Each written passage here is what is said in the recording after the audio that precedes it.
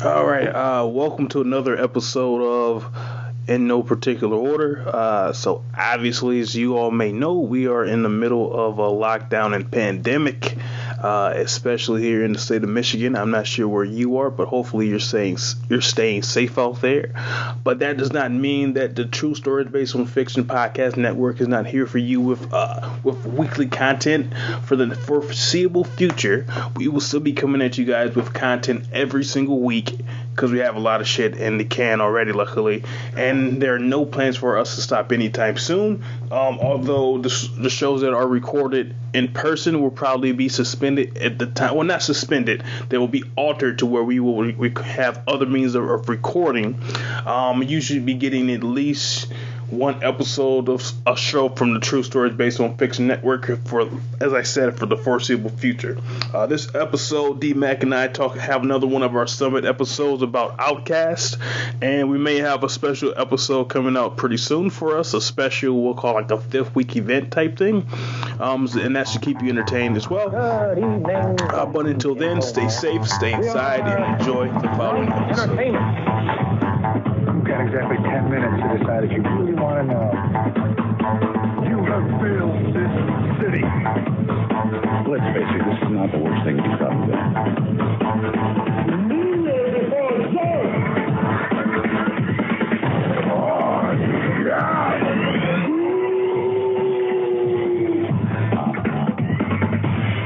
True stories based on fiction.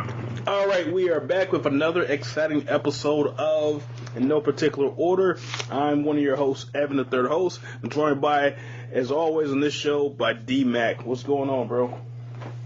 Not much, trying to avoid this coronavirus. Gotta avoid it.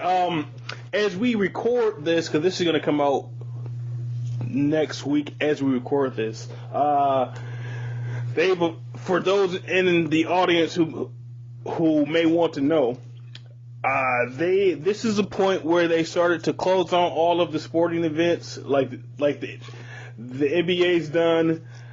They're gonna cancel fucking WrestleMania probably. Baseball's gonna be pushed back. So like we're right at that point of where we had the toilet paper shortage. If we're dead by then, that's what happened as we record this. If anyone can hear this. If we weren't all dead. But yeah, crazy times. But if this is our last episode, I think this is still a great show, a great podcast show. But this week, as per D-Mac, we are going to do one of our summit episodes on one of arguably one of, if not the best hip hop duo of all time. And that is Andre 3000 Andre 2000/3000 and Big Boy. Because until the year 2000, he was Andre 2000, which people may have forgotten. But together they formed the group OutKast. So where would you like to start?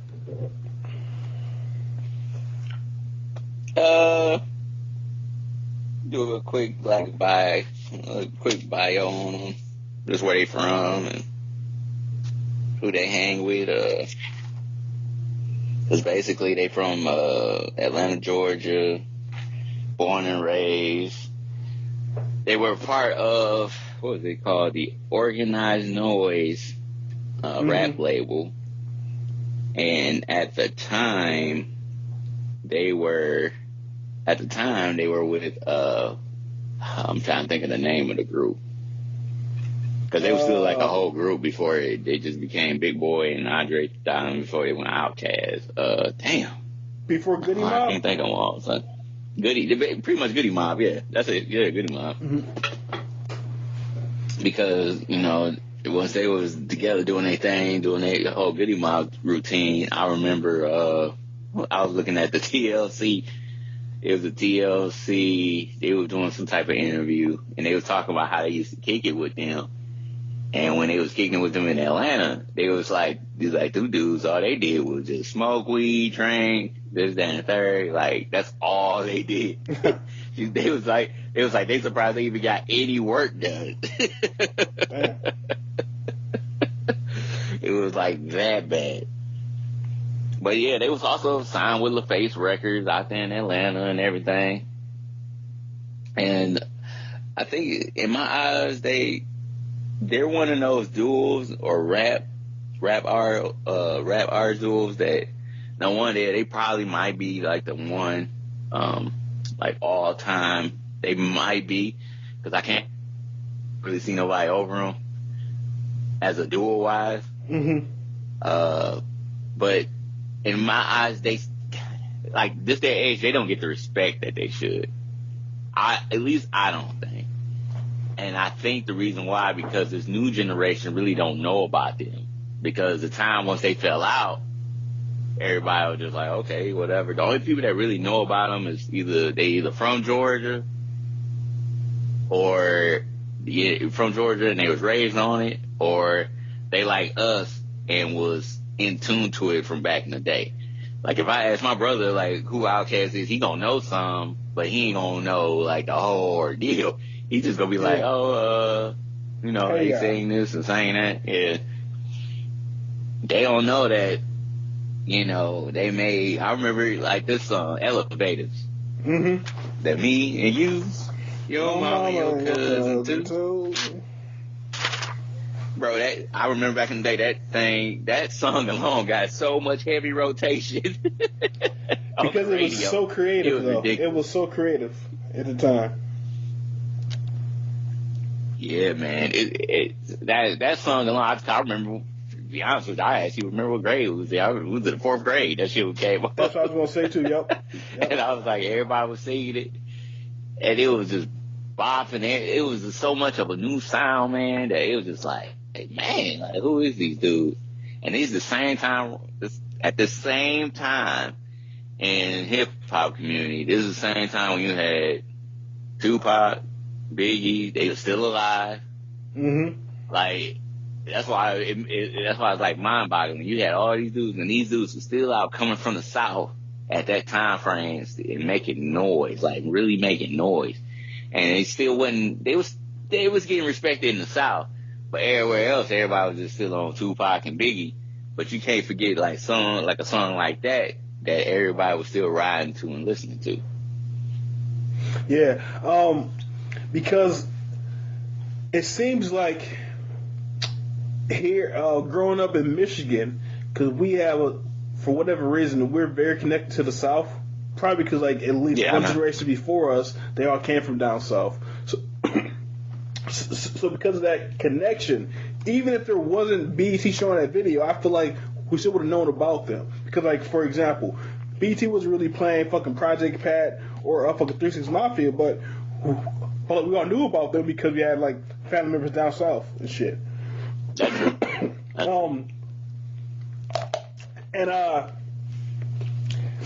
It is crazy that of all of the rap groups from back in that time frame, OutKast in, like, say, the year 1999, 2000 to 2004, they were the biggest one of the biggest groups of all out, period, in any genre. But it's crazy that now, like you said, that the younger generations don't appreciate them at all. And I don't know why that is, because, like, I guess because, like, they aren't a group anymore, and, like, they aren't as present as, say, like, a Jay-Z is, or, say, like, even like fucking Juicy J is. Yeah.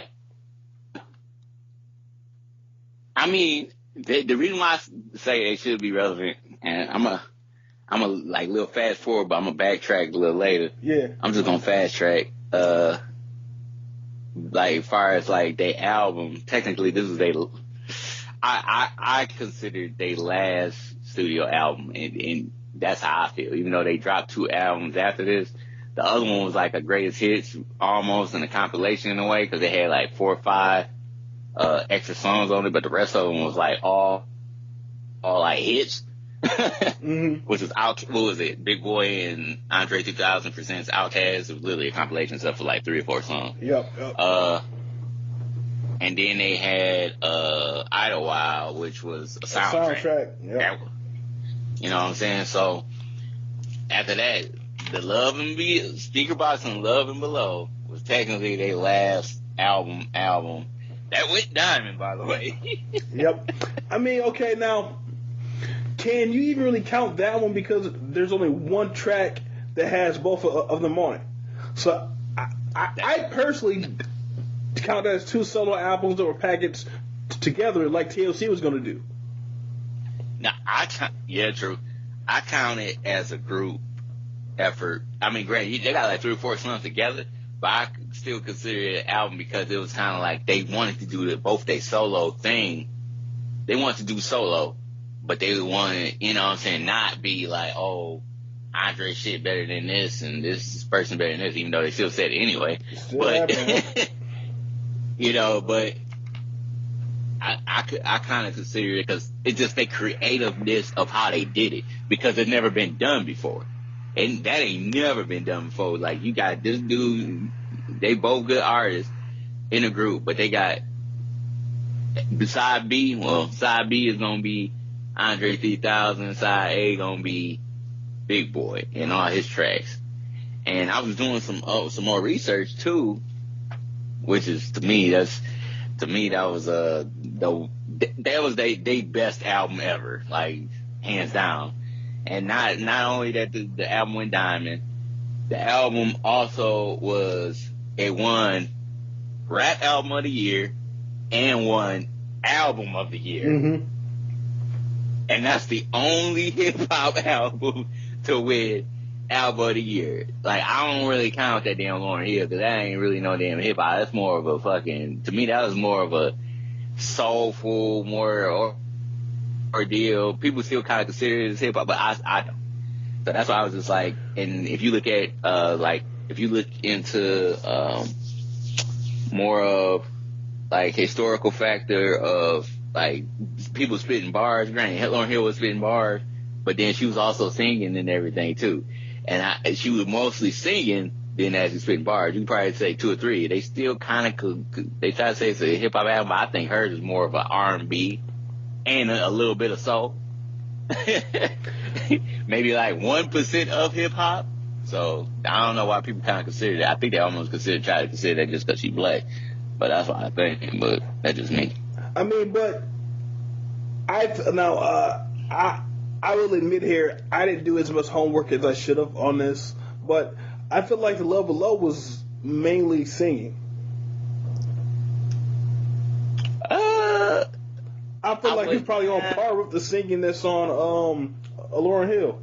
Because all songs that I'm thinking of, like, he's basically singing on.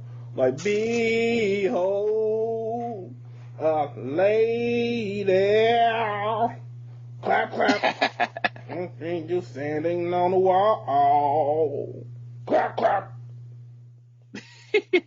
That seems like that was like I'm trying to think of any songs that like he actually rapped on. Like rap, like not singing rapping. I mean, his is more of a. I think his creativeness is more on a. I'm not even gonna say on the Drake level, because Drake be straight singing too. I wouldn't call it singing because the man can't sing. It's just the fact that it just sounds good because it's a rhythm. Right. Like the Prototype. Yeah. Prototype, that was, I think I'm in love. Yeah, that was the shit. My Valentine, he was rapping on that one. It went to singing, but then it went to rapping towards the end. Yeah. I'll say, yeah, his was more of a singing / free flow. It wasn't soulful though. At least I don't think it was. It was more on an R&B type deal, but it still caught everybody eye because the message was there. The message was there, the bars was there, and with Andre, of course, because from Hey I, Prototype, Roses, boo boo boo. Mm-hmm. Caroline, yeah, I mean, yeah. So the more you say that, I would say that album is the male version of Lauryn Hill's the Miseducation of Lauryn Hill, because like I said, I still don't recall very many songs, and like he talked of some songs, but I can't recall. Oh, like the interludes on that song was funny though. Yeah, on his part anyway. But yeah, but I would consider that project an experimental R&B album and a rap album. I guess I could give you that. On Big Boy side, though, I would say this, and I don't want to shit on Big Boy, but he could have did better than that. To me, he could have. Oh, and another thing, too, I didn't know this, but Andre's 3 Stacks produced every song on his side, like produced. I believe it. And except for probably like one song he didn't produce, and they said he produced all the tracks at his house because of the fact that when I was reading, they said the reason why he didn't want to produce at another studio or whatever, because he said you had people come to the studio and all they're gonna do is start drinking, smoking weed, and it's like a whole party and shit. So he was like, I'm gonna put this motherfucker trying to say, get rid of it. So that's the reason why. And you could tell Big Boy, that's pretty much all he did. That's right, all he did. Because the way you move with the shit, I like ghetto music. And he had one more other track on there, one with Jay-Z that was alright. Cause Jay-Z was actually on there. I was like, yeah, I almost forgot about it. Jay-Z was on that album, but in interviews, he put over like the Andre 3000 album and barely even talked. No, he kind of fucked up the fucking Big Boy album. He was just like, man, that fucking Love Below so cold. I ain't even heard like the other one yet. The one he's featured on. Oh, that's what he said in the interview? Yeah, in Double XL. And then I probably believe it. I believe it. He was talking about how that's like one of the best hip hop albums of all time because how it changed the fucking genre and put everything like on his ear. And then like he said, and then it was so bad that like like back in the day, like when people read magazines, they had like the page of text, but then they'll like zoom in on some text, make it bigger, kind of like highlight it. They highlighted that quote, like, yeah, that fucking Love Below album was so cold, I ain't even fucking listened to a fucking speaker box yet. So it's like it was right there in bold print on the page saying that how cold this shit was and how subpar or is so fucking transcendent that there's no need to even listen to speaker box. Because I will tell you right now, I haven't listened to speaker box at all. Oh, for real? Back when Glenn gave me the bootleg on it, I think I said, you know what? Glenn. You can keep that fucking Big Boy. Just give me the fucking Love Below. Shit. What was the OutKast album prior to Speaker Box, The Love Below? Stank On You. Yeah, I would say the Stank On You is probably their best one because I feel like, in my opinion, Speaker Box and Love Below isn't really like a joint OutKast album. Like they just packaged 2 solo albums together. And Stank On You is when it really fucking took over the world, I feel like. Yeah, that's the one with Bombs Over Bad Dad. Yep. I'm Sorry, Miss Jackson. Yep. Yeah, another one too. They definitely had like no one off that one. So Fresh and So Spring Clean. Yep. That shit was burning so goddamn much. Fresh and So Spring Clean. That shit was slapping for real. So that, like, man, that might be their masterpiece to me, man. Because when that one came out, I remember it fucking permeated the culture so much. Everybody was talking about that album like all the fucking time, like for probably a year straight. Cause like back in those days, a fucking album like a fucking rock for a whole year. Like now, like you get like 2 listens, you done. But I know. But back in our day, like for a whole year, like you keep playing the same shit all over and over again, and like that was definitely one of those albums. because they changed the game with all three of those singles. They're all different, and they all were so original. Because like Bombs Over Baghdad, like that beat, and then like that fucking Gatling gun flow and that shit was crazy. And I still don't know what the fuck they're even talking about on a Bombs Over Baghdad. I have no idea what the fuck they're talking about. Bombs Over Baghdad is, what you say? I mean, it's literally just, in my eyes, I almost thought about it like military, like every time I hear it, because it do kind of give you that flow, like, hey, we about to just drop the bombs or whatever. But I don't know, it's just kind of more of a, it's a almost like a party type flow. You know, that's all it is, really. Yeah, because I thought ain't there really nothing different about it. Yeah, like I thought that. Oh, for real? Yeah, cause like don't put that thing out unless you plan to bang. So like that's what I always thought. And then so for instance, so Clean hit it the perfect time to where it was like it's a poppy. It's definitely like an MTV single, but it still hit like for the whole urban crowd too. Yeah.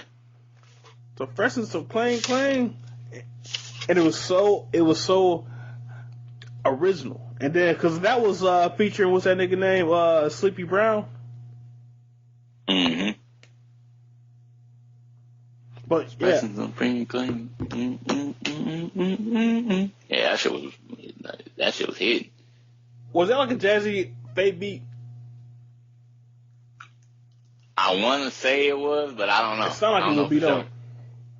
What the fuck happened like the fucking Jazzy Faye like on a tangent? Cause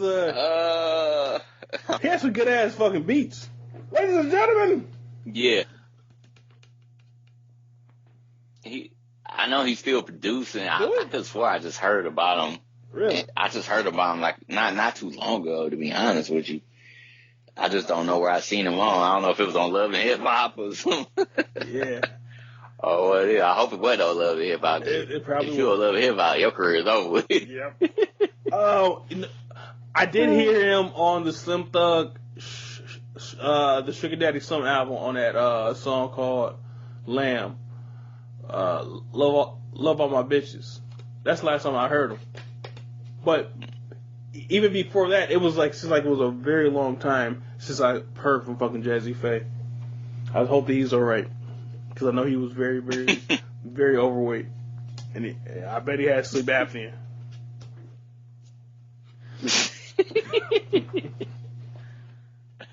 Oh, so he probably did. To be honest with you. There's no way like he's that big and like he can sleep properly. There's no way. There's no fucking way. Oh shit. Yeah. I would argue though, like I was saying, that Stankonia might be the better album because I feel like it's a more cohesive OutKast project as opposed to just being, like I said, two solo albums that is packaged together. You know, a lot of people would say, and to believe it or not, mm-hmm. I like Stankonia. I like Stankonia a lot, but then a lot of people, which, I mean, granted, I was a little young then, and then when I listened to it now, I'm like, okay, I could kind of see it, but I just don't get that feel because maybe if I came back then, it may be a different story. Right. But a lot of people think AT Aliens was like the classic, like the classic. I have heard that before too. Yep, I've heard that. So I mean, really, they don't have a bad album. Besides their shit after they kind of parted ways, but it's stayed together for the money, which is obviously what the greatest hits was and the Idlewild movie soundtrack. But in terms of like their first era of their career, with their main core albums, we'll say that they haven't had anything that was trash. Yeah, that's true. That's true. Because which one? I wish they could. Uh huh. Oh, go ahead. I was gonna ask you which one had the song with Slick Rick, where on the video like they had the puppet. It's like that now. It's like that now. Oh, don't get the it's hump a story to about tell. your back now. It's a story to tell. They got two. They got two tracks. They got two stories to tell. Two of them. Really? They got the one. I think that was on AT Aliens. To be honest with you. That might have been. I think that one was on AT Aliens, and they got another one with DJ Drama. DJ Drama did one. That shit go hard too. That shit go really hard. DJ Drama? I think DJ Drama, yeah. He redid one. When? Like up. Back then? This is like 2000. This is like 2002. Really? 2003. 2002, 2003. Cause he did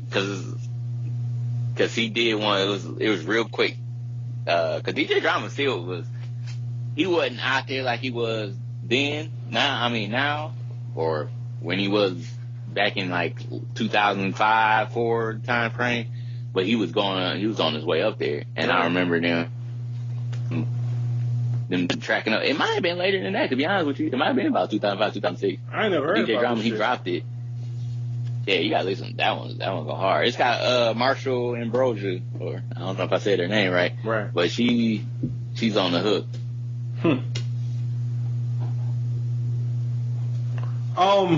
Yeah, that shit good. So, but the OG one was on AT Aliens, you said? Mm-hmm. And that's the one with Slick Rick. Yep. And then like had a weird ass video with the puppets and shit. That shit was fucking slapping. Yeah. And then is that the same album as Get Up, Get Out and Do Something? How did you make it? You never even tried. That was on Cadillac, Southern Cadillac Playlistic Music, if I said it right. I think you did. And that's the first one, right? Yeah. That on that one. You got to get up and get out and get something. That's the first one. Yeah, because I remember that video. It's all vintage. Yep. Andre 3 Stacks, he sagging and everything in the jerseys. but yeah, that shit go hard. I can't think of a more creative rap group who aren't like just like on some I'll put it this way. I can't think of a more effortlessly creative group. Cause like there's some people who are trying to be creative. So like cause like for example, people I feel like will try to be like Andre 3000, like had weird colored hair and shit, like, had weird fashion. But with Andre 3000, it felt authentic. With everybody else, I feel like they're trying to be weird just to be weird. If that makes sense. Yeah, I got you. Now, that makes sense to me. At what point did Erykah Badu get in the picture and turn fucking Drake 2000 crazy? That was Stank on You. Stank on You. They got a track in Stank on You. She featured on track and Stank on You, and then on hers, she got him featured on there. I think, yep. And then once they break up, she got a song called Andre something. It's not 3000. I think it's like Andre 2000, some shit like that. But you know who was going toward, geared towards. So I was like, what the hell? Right. That's when they had broke up and shit. Because I don't even know what happened with that shit. Like, with them two. Man, who fucking knows? I just know her ass crazy. Yep. And then, because until he met her, he may have had like some of that very earthy, weird shit deep inside of his psyche, but he's more of your average country hood nigga, like Big Boy is. But then, like, when he met her, she fucking opened his eyes and fucking had him changing shit. Because up until that point, really, Big Boy was more of the odd one, because, like, he was always, like, on his pimp shit, and, like, he had the perm and shit. Mm-hmm. So he was more, say, he was more of, like, the off-centered person in the group. But then once Erykah Badu got in the picture, then fucking Drake 3000, he got better creatively, but that's when his whole style got, like, very strange.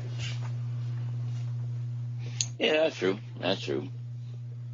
I mean, I like him to be different, though. I'm glad he was different, though. Mm-hmm. Because that didn't do nothing but make it add more flavor to the group. Exactly.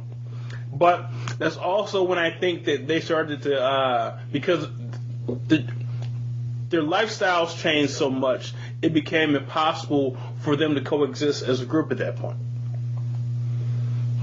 That's when it all started going downhill, I feel like. Yeah.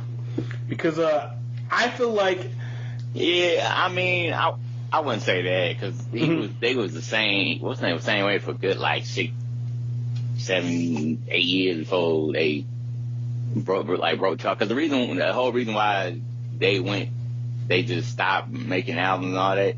It was because of Andre. Right. I know that for a fact. Right. It was all Andre. Andre was like, "Yo, I ain't ready."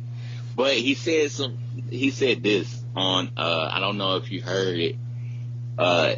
It's a track called "I'm Sorry" and it's on T.I. album. Yeah. A Paper Trail, maybe. Not Paper Trail. The Gun. Trouble Man. Yes, there you go. Yep. It was Trouble Man. And when he talks about it, and that's when he started spitting, he was talking about it. He was just like, I messed up my relationship with my homeboy just because I didn't want to go out, and he wouldn't buy no damn money or nothing that, you know what I'm saying? He just wasn't feeling the crowds and all that. I think that's what it was. It was either that or he just wasn't feeling the industry to the point that he was just like, yo, I'm fed up with this shit. And then it was just like, yo, I'm done. Because he wanted the fans still. He still wanted to kick it with the fans, had the fans rolling, but it was just like he wasn't feeling it. And he ended up, I remember I'm sorry, he was just talking about how he fucked over his homeboy, relationship with his homeboy because of the shit. But, I mean, they cool now. They still cool. At least I think they is, hell, because I seen several pictures with them together and all that. But, man, it's just, to me, it's so much money that they could be making if they came back together. Or I tell you what, if Andre 3000 was to drop an album, that shit would go platinum like within like 2 weeks, 2-3 weeks, because everybody old head and all that shit, they gonna buy it like right off rip, and then everybody like, who is this dude? And then people just gonna be putting folks on and be like, hey man, this dude like solid, like he can spit. Like, behind, he on some shit that's like literally had your mind fucked. You be thinking like, what am I doing? But I do give. Oh, go ahead. I kind of feel like he knows that people will judge it so harshly off of the success of the Love Below that he knows to never put out an actual full a project again, especially because it's been so long. Because what are the chances of a new project by Andre 3000 being as good as that, but also can meet the demands of the current climate? And I think that he knows that, so he's just not going to do it.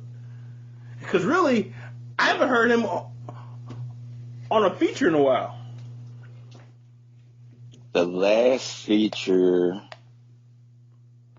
I heard him on one. Yeah, it's been a minute though. It's been like a minute. It's been a minute. Cause I remember like Green Light. That was a long ass time ago. Here goes the green light. That might be the last one, bro. We're close to it. Nah, it wasn't that one. It was close because he was on a Young Jeezy one. Yeah, he was. His soundtrack. I mean, I got or what? Whatever. Or was it the I do? Yeah, there you go. With him, he was on Jay, that. And Jeezy, Jay, and Dre. Yeah, I mean, my favorite one was I Walk It Out. International Players Anthem. That's one of the best songs of all time. UGK, that's for real. If not the best song of all time. Yeah. Hands down. That was like the best, but technically it was OutKast on there because Big Boy was on there too. So, but yeah, that was like literally like one of the best of all time for real. That song is so crazy, man. Because when it first came out, the two verses that fucking hit you first is Dre's and Pimp C's, and then fucking Big Boy and the Bun's kind of weak. But now as an adult, going back and listening like the fucking a Big Boy verse, his verse slapped like a motherfucker. His verse good. Yeah, I know. It's on par with Pimp C and fucking Dre 3000 because he kicking some knowledge on that hole too. He kicking some knowledge. I know. But Big Boy verse, I'm sorry, go ahead. Oh, go ahead. But Bun B verse is garbage. True. Terrible. It's leagues shit, and man. But bounds yeah, worse than any other verse on that song. It's like embarrassing. He had to feel so bad even being on that song, and that's what Bun B was having some good verses too. But yeah, I know. Bun B versus comically terrible on that song. It almost fucked the whole Bun B, song up. I mean, with Bun B, man, I be trying to give him some slack because he be still trying to rap, and I think he could do better. But it's almost like, yo, you need Pimp C. I'm sorry, man. Yeah. And the crazy part was like holding is, you down. yeah, and the craziest part is, back in them days though, I was more of a Bun B fan because like he had that draped up and dreamt out, know what I'm talking about, and like that Trill album is a classic, but that's before I even fucking remember Pimp C. Then like now as an adult, I see how cold Pimp C was compared to Bun B to where it's like Bun B's trash in comparison to Pimp C. Yeah, I give you that.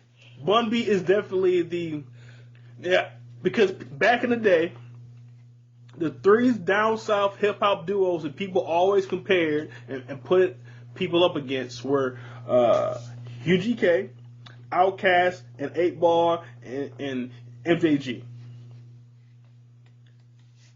Yeah. And of that entire class of rappers, the worst rapper on there is Bun B. Yeah. Because 8 Ball and MJG are probably the most evenly matched a duo. Because obviously Pimp C is way better than Bun B. Obviously Andre 3000 is way better than Big Boy, especially currently. But 8 Ball and MJG were equally matched. Bust a nigga head, smack a hoe, shoot the club up. That shit was so fucking. That shit slapped so fucking hard. Remember that shit? Yeah. That shit go hard in the paint. Who's a bitch, nigga, bitch. That fucking beat was so fucking hard. Man. Matter of fact, I might fucking because that was on that Bad Boy album, right? On like the Bad Boy song. Yeah. Mhm. And then like their second song had Lloyd on it. Yep. Down when I get rich. Yeah, that shit was cold as fuck too. Yeah, that album slapped though. That album all the way through. The rare occasion when someone goes from like an underground rapper to being mainstream, and their mainstream album is on par, if not better than their fucking underground album. Cause that does not happen often. So don't. Puff gave him some money, a good budget, and some good ass beats. Cause that shit was slapping, bro. That shit was Living Legend, I think it was called, right? Yeah. That shit was cold as fuck. But yeah, so that's enough for the Bun B slander. But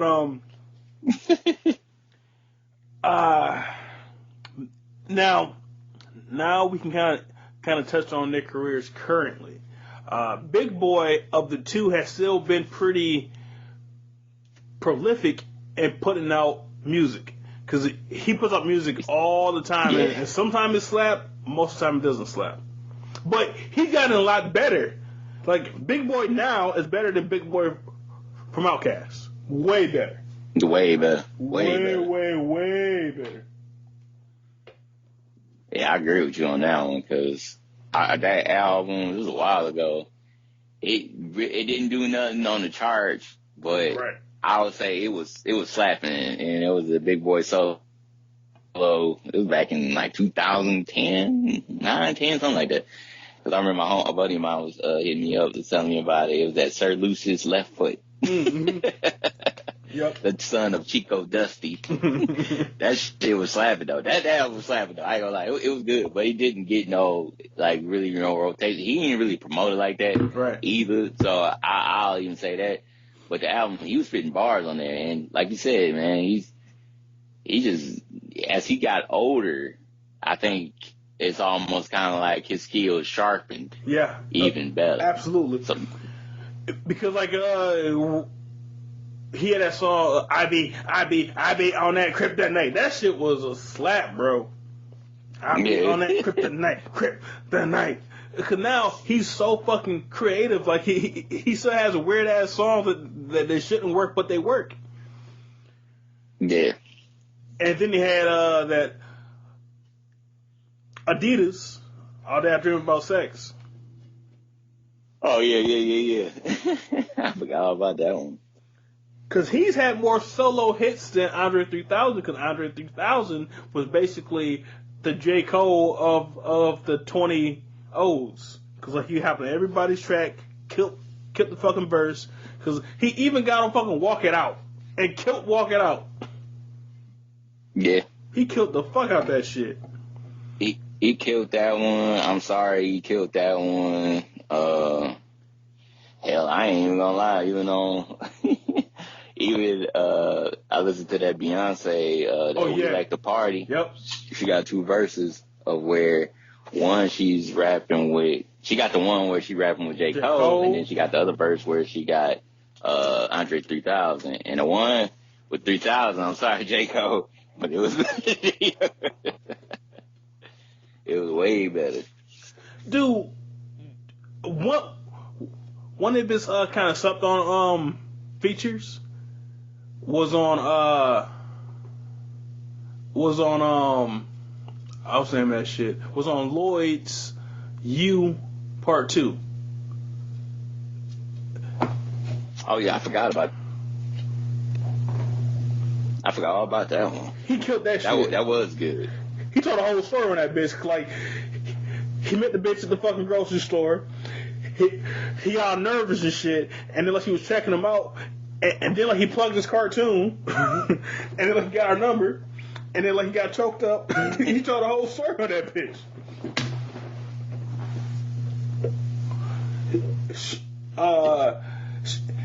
And that cold ass beat. Down, down, down, down, down. She's fat too. Oh yeah, he was on the what's the name too? On the Deuces remix. Was Chris it? Brown, I forgot all about that one. I forgot all about that one. I don't think I even heard that all one. about that. Yeah, I had looked it up. I was like, yeah, what else he been on? Because he been on so many, man. He was on that. He had like a feature run like J. Cole had from probably 2017 to 2019. And I guarantee that J. Cole's blueprint for doing what he was doing for those 2 years was Andre 3000. Because I can't think of anyone else who had a run like that on features.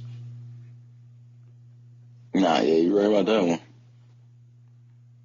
Shoot, he also, even though I ain't never heard of it because I don't listen to Frank Ocean like that, he was on Frank Ocean too. I forgot about that. I've heard about that song too. The only Frank Ocean song that I really fuck with is Pyramids. Okay. But the second half of Pyramids, because like Pyramids was also one of those songs that like 5 songs in one. The second half of Pyramids is cold. But otherwise, I think Frank Ocean is severely overrated. Yeah, I think so too. That's the only reason why they were trying to geek him up at the beginning. I'm like,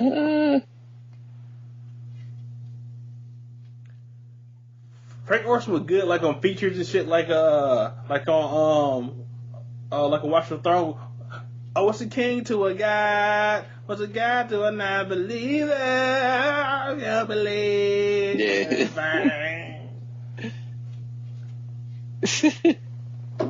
Cause like that was a perfect intro to like an album though. Yeah, that's true. And I know, you know, the one dude I don't like, I can't give credit to either. Cause they try to make this dude be like, the next thing coming. And I try to give him a benefit of the doubt. But when he came out with that trash ass album last year, after folks been waiting almost 3 to 4 years for him to bust out with an album, I'm talking about Chance the Rapper. Oh. I can't give him credit. I just give him credit for the first. I'm like, okay, yeah, I see where you're going. He good. But then when he came out the second one, I'm like, dude, motherfuckers waited this long for this? Yeah. I love my wife. My wife, and then my wife said, and then my wife, and my wife. Yeah, for real. I didn't even hear that one, but Acid Rap was pretty good, and Color Book was pretty good. But yeah, but the consensus is that that's one of the most trash projects of all time.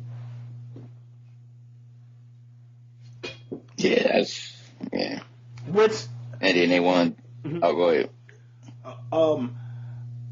I was gonna say that, which is also why I think that Andre 3000 is kind of afraid to come back out, because he's afraid because of how good that fucking Love Below was. He's afraid that if he comes back out, that people, even if it's good, people might still hate on it. He might not be able to match it. Because I also don't think that he's even interested in doing music, because he's on like a new show that's coming on AMC, I believe. Oh, really? Yep. It looks weird and boring, honestly. Yeah, I didn't know that.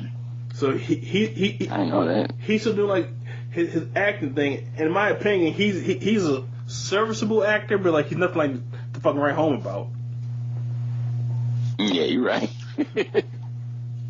But it probably pays a lot more money and it's a lot less work. That's true. I just wish he would break out like just a little bit, man. Just tease some folks or something. But I mean, he good. He made his money. All of them that made their money, they getting their royalties and shit. Yep. But they probably don't even give a damn. Literally, I know that for a fact. Because also at this point in time, he doesn't want to come back and be fucking Eminem.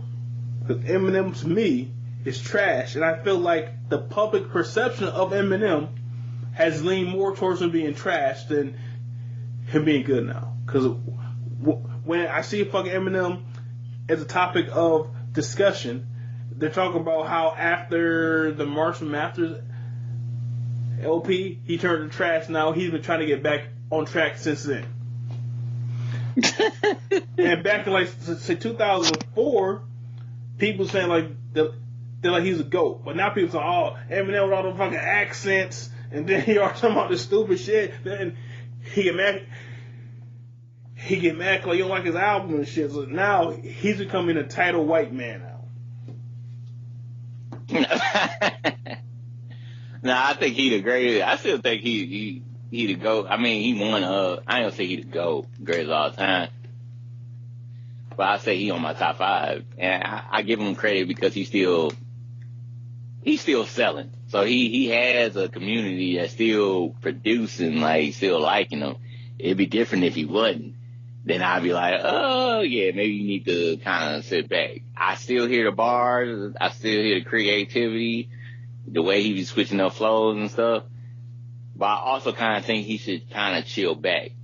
Like how you said, it's kind of time, like, you should just be like, it's time for you, I ain't gonna say retire, drop a verse here, drop a verse there, do some damn Andre 3 Stack shit.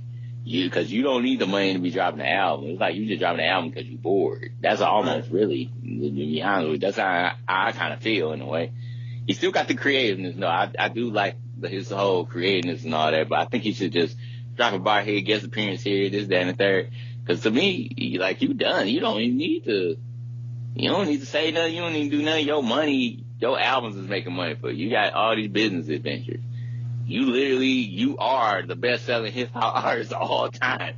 Yeah. You don't have to do shit. Like, you done. Like, that's why I was like, you might as well just drop the mic and be like, fuck it. Ooh, fuck it would be tight deal. Unless you go do some shit like, I give credit that he's still somewhat relevant. Because, I mean, he is one of the top 5 artists out, or last year that sold whatever. But I'll say him, Jay-Z. I give Jay-Z credit because of the fact that he old as hell. Motherfuckers still listen to him and he's still spitting bars. Because it's getting to a point with me, like I don't know about you, but it's getting to a point with me that I started recognizing everybody I listen to is either my age or 40 and over. Mm-hmm.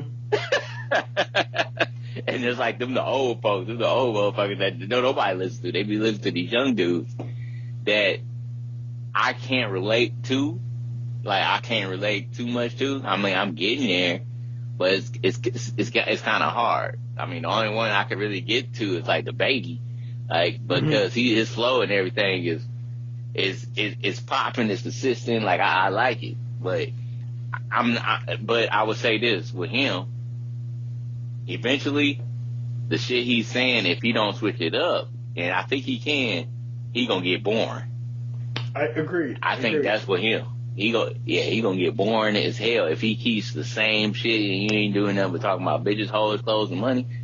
That you ain't gonna get too far. Even if you switch up the flow and all that, it won't sound right. It just get boring. Like everybody's like, you gonna come and go that quick, and you're gonna be like, what the fuck, bro? But Lawrence, and that's my brother. People like in the audience, he made a very good point about the baby.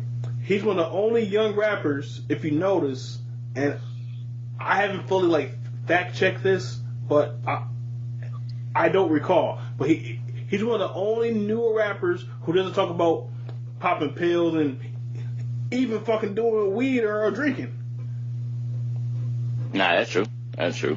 Which is crazy, because like all the male niggas already talk about popping pills, and rappers in general talk about fucking weed and drinking. But shit, that's probably because all these motherfuckers was dying. All these motherfuckers rappers was dying left and right from ODing and this and that.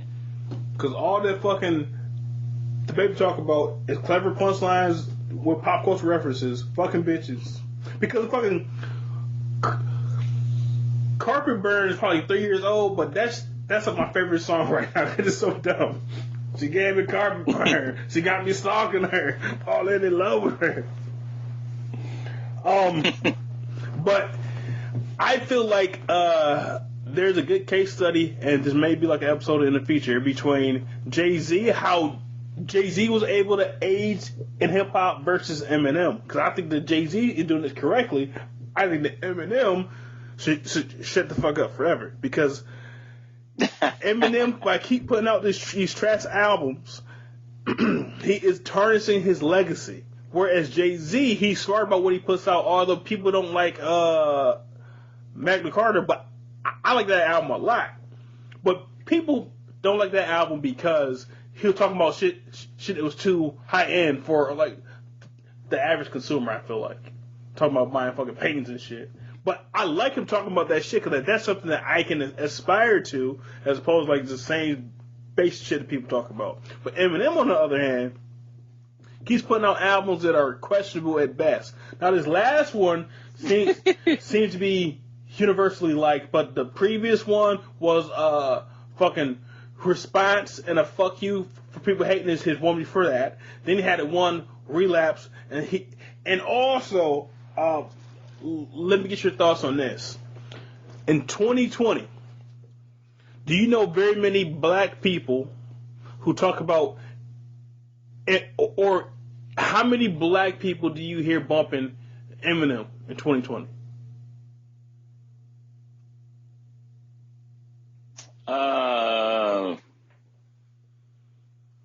No, let me think about that one. Hold on, I gotta think. It's a few. It's a few. A lot of people hate on him because he do got more of a diverse. He got more of a diverse crowd. No, not diverse. White, Anglo-Saxon. White people like I think it's more diverse though. In my eyes, I think he's more diverse, but he more diverse, but he doesn't have like the black community don't see him as like rappers. They look at him as respect, in black rappers, but rappers black folks that look at him in general, they just look at it like he passed and he came and passed. Like if it was another prodigy of an Eminem to come to par, he probably would get some like respect, but ain't nobody, he's going to be the only one. The last one, the only one probably, because I don't see nobody coming up with that type of flavor, that energy. And then he also hit the scene at the right time.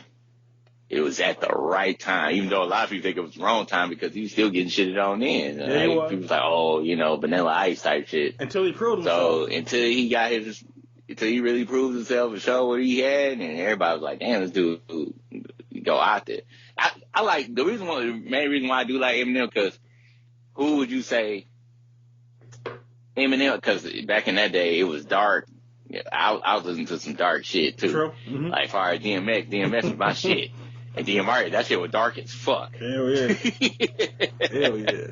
But the thing is, though, if DMX came out today, motherfuckers be like, hell no. Like, they wouldn't even be feeling it. They wouldn't even be feeling it at all. They might, though, because, like... And I think that, but Eminem...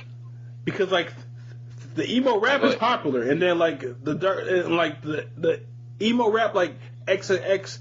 talk about the same crazy shit, but not on some gangster shit, like on some I'm depressed. But low key, DMX music is kind of about being depressed too.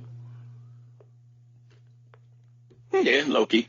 So, if you put, but yeah, his shit was like challenges though, man. That DMX shit was like challenges for real, because he got the ones when he up here talking to the demon and shit. Right. The devil or whatever. He got that one. Then he got the one where I used to love that shit. With the one that says it's so hard with the eat a cake. Fuck, how it go? That must be like an album cover. It's a cut for real, because it started off and it was like, I got blood. He said, I got blood in my hands and there's no remorse. I got blood on my dick because I fucked the corpse. I'm a nasty nigga. That shit go hard. Yeah. That's why I said it was dark. Bro, it was dark, bro. That's why I was like, that shit was dark as fuck. That was on flesh of my flesh, blood of my blood. Flesh of my flesh, blood of my blood. That's why I was like, damn. Yeah, because you may not remember this, but right before DMX came out, there was like a subgenre of hip hop called horrorcore. That was like, and DMX when he started out was kind of on the verge of that subgenre. But even Eminem's features, and this does tie into our episode about OutKast, because I'm saying this is why I think that Drake 3000 probably shouldn't come back, because he can either be Jay-Z or he could be Eminem. I think that he would unfortunately be more like Eminem, because he just he'll put too much shit out. But anyway, but even feature wise, it's on the last two, yeah. But before, like from the Eminem show to fucking the one with the plane on it, he barely had anybody from hip hop doing his features and shit. He'll have like Skylar Grey, fucking dude from fucking I'm Maroon 5. Like, Eminem has become a white rapper who only fucks with white people unless they're on fucking Slaughterhouse. And everybody that I know who still fucks with M Heavy are all members of the Anglo-Saxon community. I think because which isn't necessarily a bad thing. Like us, if we watch like a superhero movie, if there's a black superhero, we're more apt to fuck with that superhero because we like superhero movies, and somebody who looks like us is doing that shit. So if you're a white person who likes rap music, you're more apt to gravitate towards a white rapper because he's like you. And I don't think that there's anything wrong with that. But I think that Eminem has kind of he's leaning to that lane of accepting that and not even trying to be accepted by black culture anymore. I think he might be a little bit removed, though. Like, not from black culture, but just removed in general, like on some Kanye West shit. So once you hit the ceiling so hard and you don't really be in tune with what the hell going on, cause I don't know what he do on his like time off and shit like that. I really don't. I just know he talked to Royce the 5'9", cause Royce the 5'9" literally like his big brother, or they like brothers and shit now.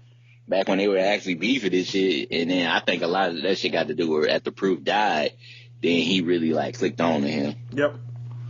Cause fucking Royce, he shows that persistence pays off, because he's been around since the late 90s, and he's just now becoming like a topic of conversation like 30 years in.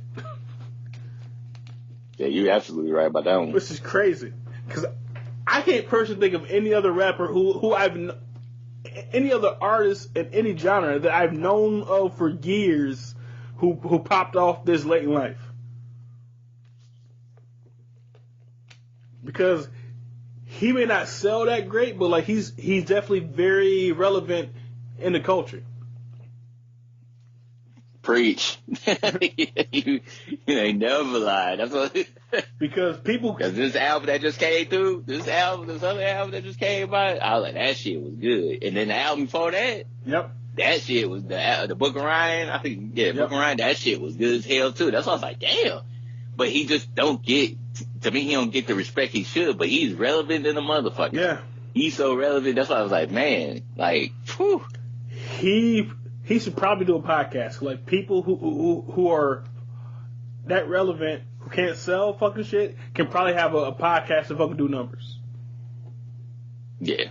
So that's probably what he should do. And then his interviews are actually pretty good too most of the time.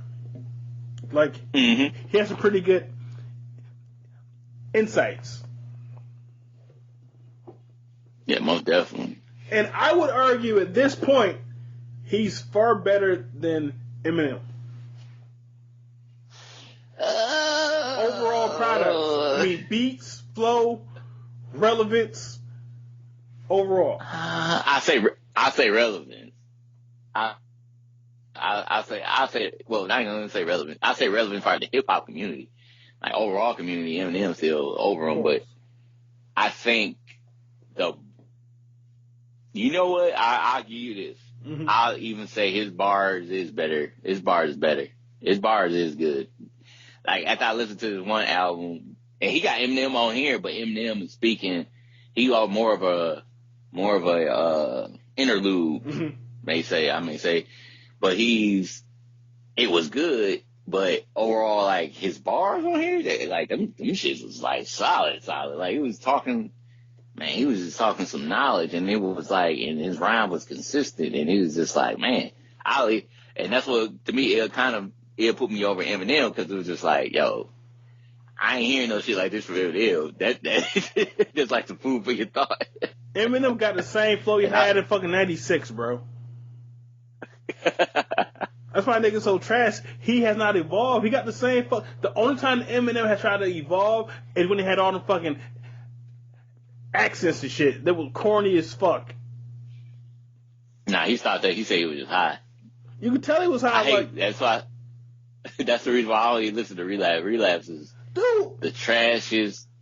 He even said that was his worst album. Relapse, A Recovery, that whole little series was whack. That whole series was whack, that shit bro. Was trash. Like, really? Recovery was the shit to me. That was the shit. I like that. I like Recovery, but Relapse was trash. Because all them, like you said, those kept switching on. I was like, what the fuck is this dude doing? Recovery was a rock album, bro, like, my opinion. That's it. But to me, Eminem only got 2 albums. Slim Shady and Marshall Mathers. That's it. Everything else is subpar. Yeah, Marshall Mathers, that's the classic. That's the classic. Them shit was fucking I think Eminem show was good. Eminem show was different, though. Eminem show was different. That was too popular. It was different. It was way too popular. Like, that's when you had, like, go crazy. What was that? That bullshit was on there. Go crazy.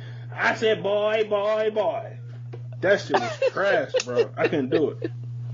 Nah, I liked it. That one. I liked it. You can't tell me you didn't like White America on there. That shit go hard. That song was good. That shit go hard. White America! I go to TRL. Look how many hugs I get. Yeah, I know. He said, I could be one of your kids. White America. Erica loves my shit. That song was an outlier for that trash album. But yeah, no, he got that one. Toy Soldiers, I like. That was decent. What song was an ass like that on? That shit was trash. I don't know if it was on that one. That shit was fucking trash. I'm offended by how bad that song was. Eminem should never make a club song. Eminem should never make a club song. I ain't never seen it. Because that song had Triumph the Insult Comic Dog on it. I don't think it was on an ass like that. I think he had Superman. Superman was on there, I think. Superman was probably one of his best songs ever. Like, that's the only song that's kind of like also Club Baker shit, although content-wise, Superman shouldn't have been a club banger. No, it shouldn't. To me, his best club banger to me, even though it wasn't his club banger, was Lean Back remix. Yep, I agree. That was like, when you played that, you had to play the remix. If you played the original version, there wasn't nobody trying to hear that shit. That's the sad thing about it. I feel bad for Fat Joe, because they was like, look, if they don't hear Mason at the beginning of that shit, they wouldn't try to hear that shit. They was like, nah, man, you need to play a fucking remix. No Fat Joe song has ever been hot because of Fat Joe. Yeah, No Fat Joe song in history has ever been hot because of Fat Joe. That's why Fat Joe is a good fucking A&R, because he can find the hot beats. He can put a song together, but it's never hot because of him. Ever. Because probably his best song to date is a song with him, Make It Rain. It's little dude in the can, cause that shit was a slap, bro. I make it rain. Oh, I make it rain on these old. It was not hot because of him. Yeah, but I guess we can kind of wrap this up. Yeah, so that's where Big Boy and Andre 3000 are to this day. But those tangents were all related because talking about rappers from that era and who needs to sit the fuck down forever and what Andre 3000 could do. Yeah. So what are we gonna do for April's episode if the world is still here, man? Yeah, all right. I don't know. Where you want to go with? I know I had picked this one, so. Yeah. I know we had all those. I can't even remember. Yeah, but I do know that we need to bookend that other episode we did, the best beat pickers, so we need to come back and do the worst beat pickers. So like that's what I would say we could do next, unless you have any other ideas. Yeah. All right. Yeah, the worst beat picker. Yeah. So we'll come back and do that shit. Also, this is going to be a week old at this point, but for those, I know that you don't know this. So the TSBOF, so True Story Based on Fiction Podcast Network, now has a YouTube channel, and we just put up a video today as we record this on the 15th of Randy and I doing a ginger ale taste test. So like the podcast, so like the YouTube channel is going to be kind of different from what we do like on the actual podcast network. We're going to do like a lot more things like that, and like more timely things, because with everything that's going on in the world, people might just need like some nice ginger ale. If you go to YouTube, you should be able to type in True Stories Based on Fiction or what ginger ale is the best, and we should pop up. So definitely go ahead and watch that video and like and subscribe to the podcast network on YouTube. But yes, sir. We tried probably 8 different ginger ales, and here's the crazy shit, bro. Verner's, Canada Dry, and I think it's called Schweppes or some shit. They're all made by. Yeah. I did not know that, bro. They're all made by fucking Dr. Pepper. No, I know it. Yeah, they're all made by the same company. Burners is? Yep, Burners. Burner wasn't always, of course, but I don't know when it happened, but the competition is no competition because they're all by the same company. Canada Dry and Burners are the two probably most well-known ginger ales, but they're owned by the same fucking company, so they get your money regardless. It's like fucking Kraft macaroni and cheese and Velveeta Shells and Cheese, both made by the same fucking company. It's all crazy, bro. That shit is crazy. Yeah, but 3 of the fucking ginger ales were made by the same company. Now, yeah, that's wild. Quick question for you: do you guys get a Verner's down there? I gotta go to the liquor store to get it. Really? The liquor store was the only one they actually got it, and I remember I put my wife on it, and she was like, "Oh, it tastes the same." And then all of a sudden, I seen her ass go back there and get another one. I'm like, "Oh, it tastes the same." Well, shit. Right. Like, whatever. I'm like, whatever. That should be on point, though. Spoiler alert: Verner's wins the taste test. By far. I believe that. It definitely wins because it could be I believe that. because like we're biased towards it because like we're from Michigan, but it definitely wins. Exactly. I was about to say that. Are there any weird pops that are down there that aren't here? Nah. Hell no. Everybody drink Dr. Pepper like crazy. Really? Because Dr. Pepper is made in Texas. That's why. Yep. That makes sense. Can you get Faygo down there? Why. I gotta go to the hood store to get it. Really? Yeah. That's the same. Matter of fact, that was the same thing when I was in Cali. It was the same thing. You had to go to the hood store to get a Faygo. You can't just go to any other place and get Faygo. That's why I was like, that's literally, I'm gonna say a Midwest thing. I ain't gonna say a Michigan thing. It's more of a Midwest thing. Bro, Faygo, I think Faygo is in Flint, I believe, right? Oh shit, I don't know. Flint or I thought it was in Detroit. Yeah, Flint or Detroit. So Faygo, for those in the audience who don't know, is a pop, and probably it's definitely a sweeter pop brand, but it probably still is one of the best pop brands in the world. It's gonna have crazy flavors, like that fucking pineapple orange. That's my shit. Yeah, that rock and ride. Yep. I ain't had Faygo in so long. I don't know what the hell that shit tastes like. I try to like not drink a lot of pop anymore anyway, but yeah, but Faygo is definitely a great pop brand. I also heard that you probably don't get, and I doubt that you drank it here, but have you seen Ruby Red Squirt or Squirt? Yeah. Okay. Yeah. Because I've heard that some places also don't get that. Oh shit. Yeah. But all right, so we will be back next month with going back to our list format. So if you like this podcast, go ahead and subscribe and share with your friends. Comment on it on the various places.